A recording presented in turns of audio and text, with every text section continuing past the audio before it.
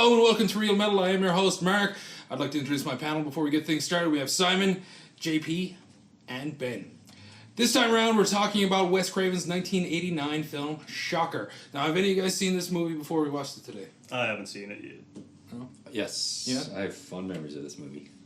Ben? Yeah, when I was 15, I realised I don't remember anything. First up, let's take a look at the trailer.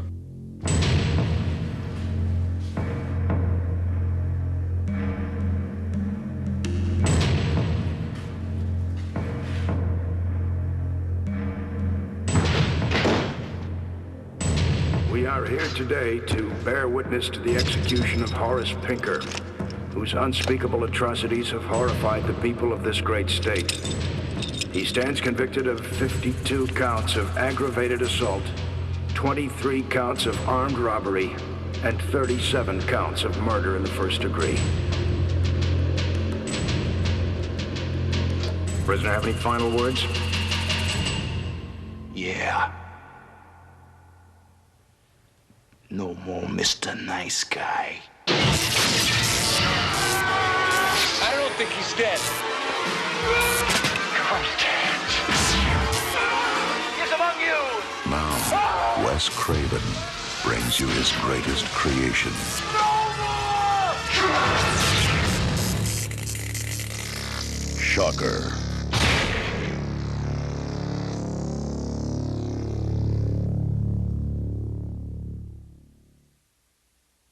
All right, JP, why don't you synopsize this movie for us? This was the quintessential late 80s rock and roll horror film. The movie basically centers on a young man who, from an abused past, comes across a serial killer, with a plot twist in there, of course, and he and the serial killer have a number of adventures. They eventually capture the serial killer, Horace Pinker, and through his dabbling in the occult, gains mysterious, shocking powers, and then goes on a mission of revenge, killing his friends and family to the ultimate climactic finale. And it's wonderful. Well, I guess, yeah, first up, what did you guys think? Well, I thought it was actually pretty interesting. I mean, the progression was kind of here and there, but I did like the visual effects. The visual effects were really, really great. It's sort of, you can tell that it kicks back to Wes Craven's earlier works, like Nightmare on Elm Street. There's a lot of references that I would say that fall into place. All in all, I'd say it was for a late '80s horror movie. It was pretty decent. Yeah, I mean, I enjoyed the effects a lot too. Some of them seem dated now, but they definitely were ambitious for 1989. I think some of those video effects and whatnot, the green screen work that was done with those. I thought they were effective. What did you think of the... I loved it. You know, I grew up in Toronto, and I went to the opening night of this film downtown in Toronto in the theater, and I still have the badge. You know, they hand out swag if you go to the sneak preview or whatever, and I loved it. I mean, it was just everything. It had some good gore, it had some action, it had some plot twists. It was, like I said, quintessential late 80s horror movie. Ben? Yeah, it had a lot more kind of 90s influence, kind of what came later, the way it was shot and the look of it and everything. It's a really good movie. It's a lot of fun. You can see why it didn't do so well. One of the things you didn't mention was that the opening of the movie, it appears like that he has a connection with the killer, be it through dreams or some sort of psychic connection, but it's not entirely clear. And it's not elaborated on. No, it's not. The pacing at the opening kind of throws you into it. You kind of have to pick up what's going on. The opening credits kind of try to map it out for you, but they're really awesome. So you kind of detract from the story in front of you to just enjoying it. And then the first 40 minutes were really kind of guessing game, kind of going, okay, is this what's going on? Oh, okay. Oh, is it another dream sequence? Is it going this way? Is it going this way? Yeah. Dream sequence. Yeah, you know, and how is he connected and all that stuff. Once it gets into it, it's a lot of fun. It's definitely quite graphic, not graphic in terms of violence, but there's a lot of blood in it, which I can see that kind of critics and maybe moviegoers at the time just wouldn't respond to very well. Yeah, well, speaking of not doing well, it had a $5 million budget and according to IMDb, it grossed 16 million. So that's pretty successful. That's pretty good. Yeah, 16.5 million I think is what it did. It just didn't do good enough what they wanted, I guess. Maybe they were looking at the 30 range. Yeah. 30 million. Because it was set up to be another franchise, like initially planned to be a 3-picture thing with Wes Craven creating a new horror icon like he did with Freddy. Oh, certainly, and they set that up that he could, with his powers, he could have gone on to sequel after sequel after sequel. Yeah. Well, yeah, that was there, and Mitch Pileggi was amazing, by the way. What are you waiting for, dickhead? You want to fry me? Then do it, you fucking insect! That's great, like, being a fan of The X-Files. I had no idea who was in it, and that might be my new favourite role of his. It did remind me a bit, there's a movie, House 3, where the opening of the movie is a guy, a serial killer being electrocuted, and then he possesses the house. Right. And I kind of got that vibe. I was like, that film sucked. It was so bad. But I kind of got that vibe a bit from it. And like you said, there was a lot of references to things that interest Wes Craven, be it dreams, be it kind of perceptions of reality, modern media, the whole TV angle of it, and even though there was a lot of Vietnam War references in it. Yep. Yes, and it did have a bit of a Nightmare on Elm Street feel. It had a bit, but oddly enough, a bit of a later Nightmare on Elm Street sort of feel. We kept saying Dream Warriors. Yeah. There was lots of things that kind of made us think of Dream Warriors. Yeah. Kid on the tricycle, him coming through the television. Yep. Going back to the haunted hometown street with children disappearing into the night kind of thing. Yeah, and that was that opening scene where it was a bit confusing. It started off in a dream sequence, and it's kind of weird because you had no idea really what was going on. And maybe that's the point. Yeah. Maybe that's the point, but at the same time, like, the first thing we said was, why have they blue screened a street? That was really weird. Yeah. But then you kind of get it. Yeah.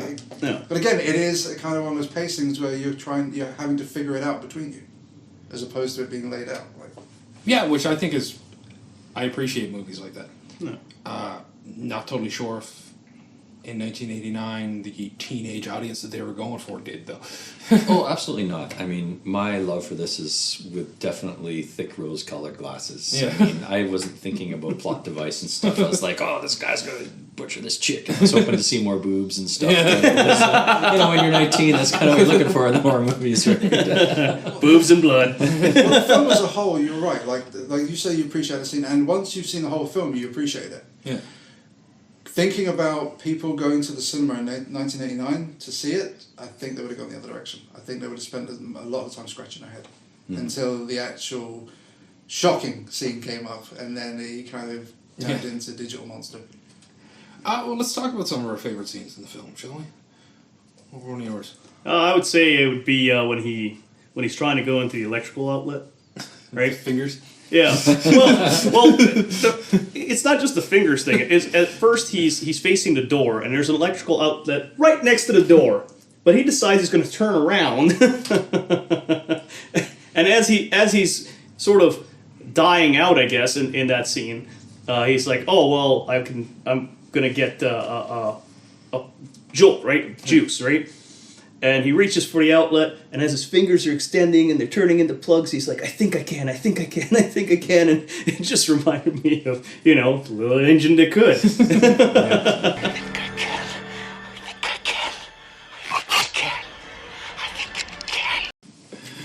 What about you, JP? There are a lot of great scenes in there. One I know is a favorite of yours that caught my attention as well. You'll probably talk about that. But I think the whole execution scene. Yeah. Yeah, and it was fairly intense. He was a mean-spirited guy. He didn't give a damn. He was about to die, and he's cursing and swearing, and people are on edge. I don't know if it was super high caliber acting, but it kind of caught me as this is the twist. This is a really psycho kind of guy, mean-spirited, attacking the guards before he's getting nothing to lose, so he, biting the guards and all this type of stuff. It's like, it was a good scene. But the one thing that bugged me about that was just before that, where he's worshiping the TV. Yeah. With with the jumper cables. And the pentagram. Yeah, whatever it is. the jumper cables problematic in a jail cell. Where those come from? It's like someone baked a cake with jumper cables anymore. Why do you have a TV? Well, I mean, you can Last see a request. TV in a jail Last cell. request, yeah. Maybe. You can't have a TV. He's on fixed to the Well, it could wall. be. It could have been his last request. I want a TV and some jumper cables. And some candles, and some chalk. They gave him everything. The animated mouth comes out That's of the right. TV and goes, "Oh, what does he say? You got it, baby. Baby," or something like that. Yeah, you got it, baby. You got it, baby. It's- why? Like that was Who and why? Yeah, that's, Yeah, who? that's the one part of the movie. Like I could sit down and enjoy the rest of it, suspend my disbelief for the entire rest of that ridiculous scenes in that movie. But it's that part that I just. Why would you make that choice, Mr. Craven? Well, maybe it's back to a throwback to Nightmare on Elm Street when you got the demon possession, right? When he's actually in the tool shed, right? And they're burning down the tool shed, and then he gets possessed by the demons. Maybe that thing that comes out of the TV is supposed to be the demon that gives him his shocking powers. Yeah, I know. That's It's Freddy's just dead, though. yeah. So that's even later. Freddy's dead. That wasn't even Craven. Well, that's true, but I don't know. Maybe that's what they were throwing to. You know what I mean? Maybe they threw back. Maybe they threw back, and Freddy's dead to Shocker. You know, and then it would make a lot more sense. I just didn't think we needed the animated mouth saying, "You got it, baby." Now let's talk about that. The opening of the film, the opening scene is past all the dream sequence. You have setting up our main character who's a football jock, and there's Clumsy football jock. Well, that's it. They set up a scene where he has like three slapstick moments slapsticks, in a yeah. row, and then there's nothing for ages, and then Wes Craven does like humor. He always does like humor, and he's quite well at placing it. But with this one, you had the three slapstick scenes. It was a bit strange, and then all of a sudden you have that. You know, he likes his humor, but there was huge gaps without it.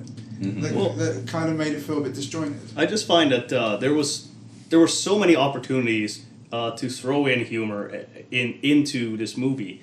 For instance, when he becomes that vibrator chair scene, right? Like after the whole chair scene, when he's got the remote control, like the controls of the chair on his leg, it was like a perfect moment where he could have just cranked it up and gone like, I'm gonna crank it up, or he could have gone dialing it to 11 or something like that, right? Or let's lift up the juice, or Yeah, I get that.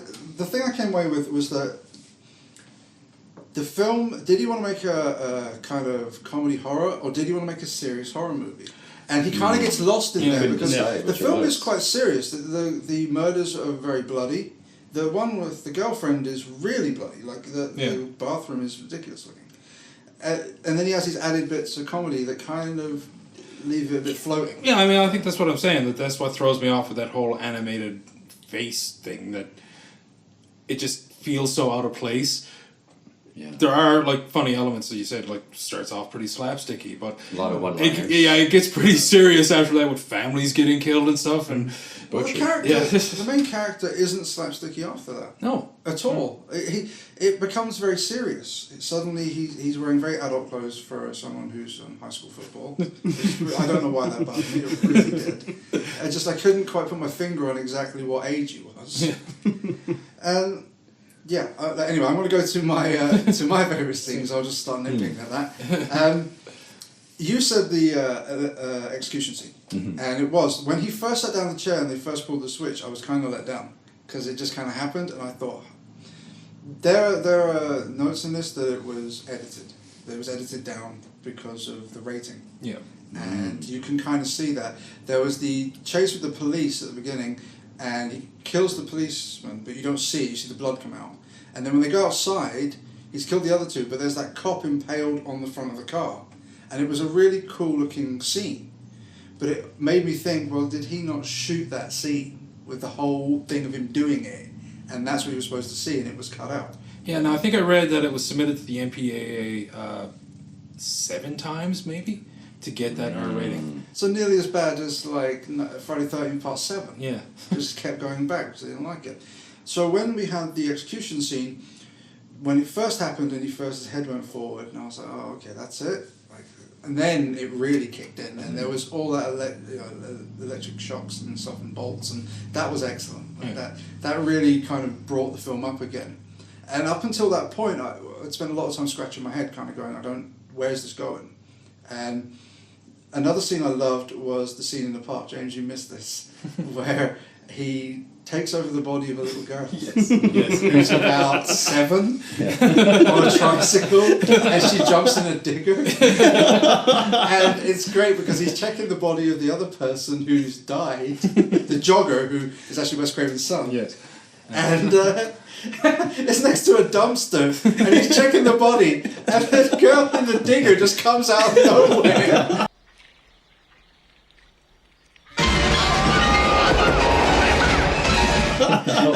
Over. It's just brilliant. It just reminded me of the whole hybrid car thing. Like, it's so quiet you don't hear them hybrids.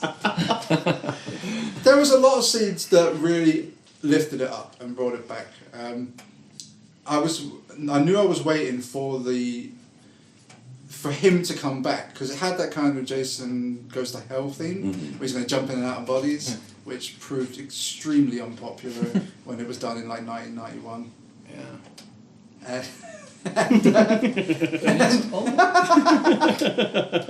just got a note from off screen here to talk about the water finish.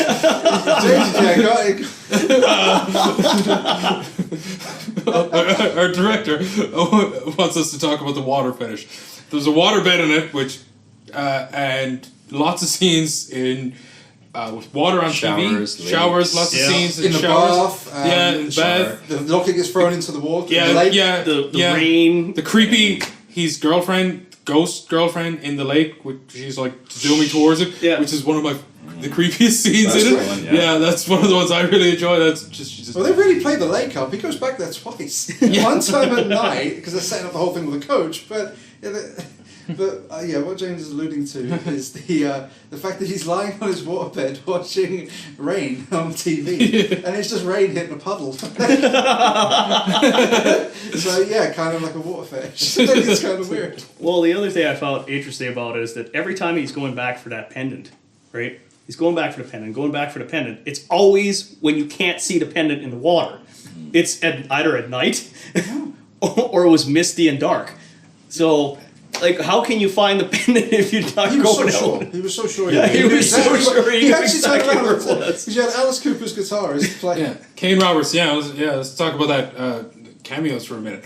Now, this movie was produced by Shep Gordon, who was Alice Cooper's manager at the time. So there's Alice Cooper footage in there from live DVD that I can't remember the name of. It's sitting on a shelf over there right now. Nightmare Begins. Nightmare Returns, something like that.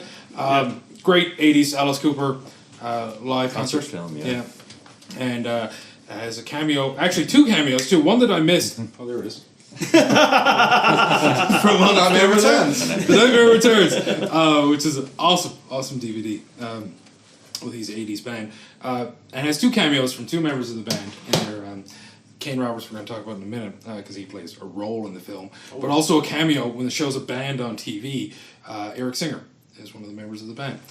It was Kiss's drummer now, has been for a very long time, but was Alice Cooper's drummer at the time. But let's talk about Kane Roberts' role as the muscle-bound guitar player from Alice Cooper, playing the construction worker. Well, yeah, it was one of the bodies he jumped into. Yeah. In fact, that scene was very funny because it's the girl, and the mother's chasing him while he chases the girl, who is, in fact, the killer. Yeah. He wrestles her to the ground, the mother jumps on him.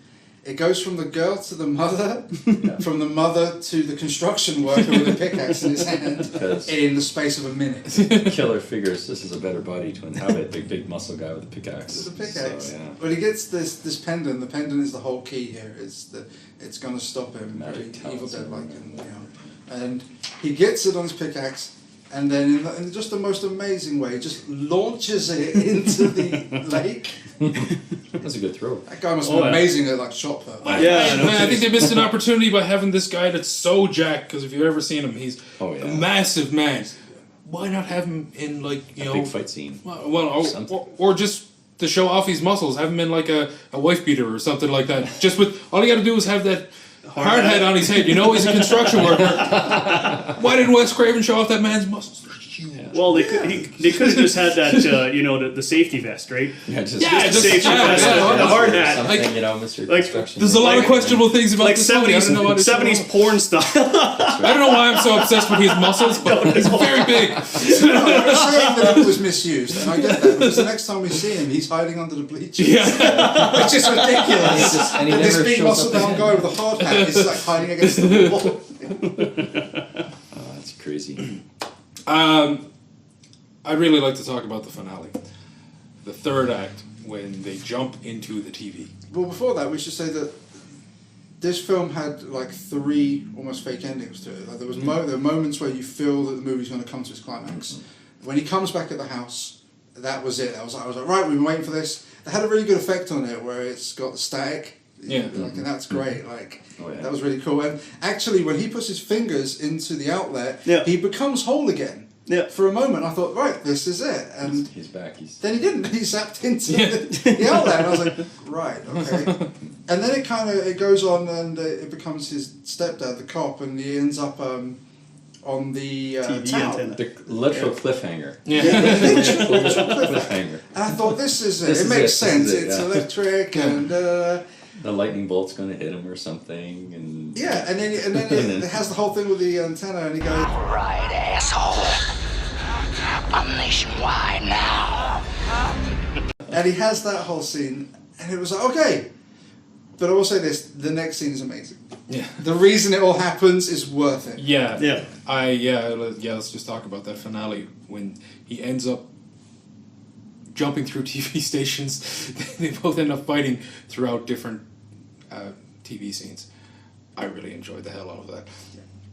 Speaking of another cameo, John Tesh is in there talking. He's a newscaster, and they end up on his show as well. Entertainment Tonight. Yeah. Not Entertainment Tonight, but Yeah, yeah.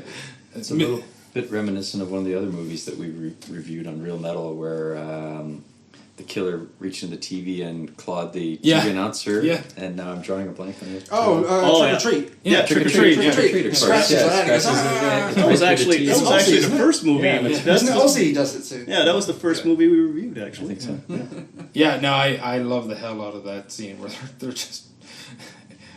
Going from universe to universe. Yeah, I could have watched the movie full of that, I think. Yeah, well, I was saying that it really reminded me of Amazing Stories, which was Steven Spielberg TV show, which was, kind of like the family version Tales of the Crypt, I guess. Yeah. And it had the one with the kid who watches Psycho, and he goes into the TV screen and is on the set of Psycho.